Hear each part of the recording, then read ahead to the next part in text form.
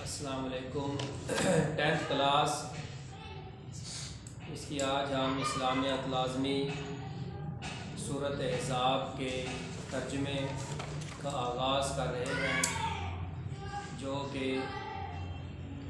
Smart syllabus میں منتخب کیا گیا ہے۔ اس کے پہلے 5 رکوع شامل نصاب ہیں 10th کلاس کے جو سمارٹ سلیبس میں موجود ہیں۔ سورۃ احزاب، اس کی پہلی آیت، اس کا آج ہم ترجمہ کریں گے۔ بسم اللہ الرحمن الرحیم، شروع اللہ کے نام سے جو بڑا رحمان اور رحیم ہے۔ یا ایھا النبی،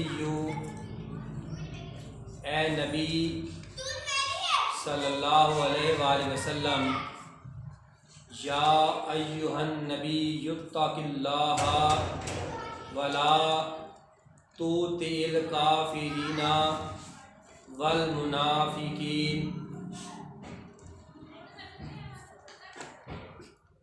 تطع الکافرین، تطع کہا ماننا، کافرین کافروں کا، والمنافقین اور منافقوں کا۔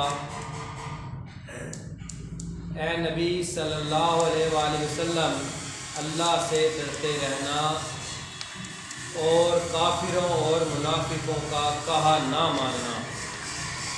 ان اللہ کان علیما حکیما، انا بے شک، علیمن جاننے والا، حکیمہ حکمت والا، بے شک اللہ جاننے والا اور حکمت والا ہے۔ اس کا ترجمہ، اے نبی صلی اللہ علیہ وآلہ وسلم، اللہ سے ڈرتے رہنا اور کافروں اور منافقوں کا کہا نہ ماننا، بے شک اللہ جاننے والا اور حکمت والا ہے۔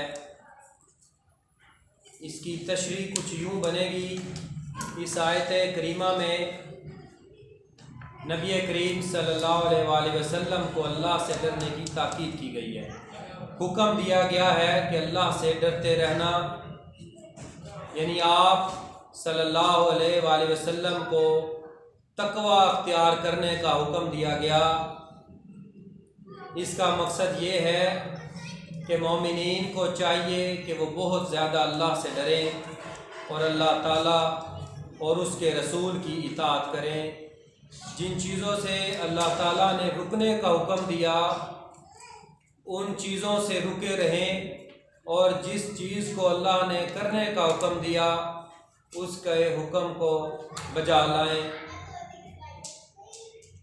اللہ کے ہر حکم کی اطاعت کریں، اور جو اللہ نے منع کر دیا جن چیزوں سے اس پر اعمال سے، ان اعمال سے رک جائیں، یعنی کہ ان اعمال میں اعمال کو یعنی کہ ان اعمال کے رک جانے میں ہی بھلا ہے، اسی میں ہی انسان کا فائدہ ہے۔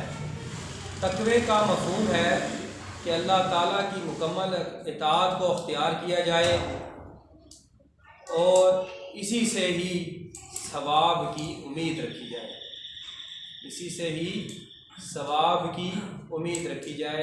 یہ اس کی کچھ تھوڑی سی تشریح میں نے کر دی ہے، اور اس کا با محاورہ ترجمہ بھی آپ کو بتا دیا ہے پہلی آیت کا، تو یہ آپ نے اس کو تیار کرنا ہے۔ اللہ حافظ۔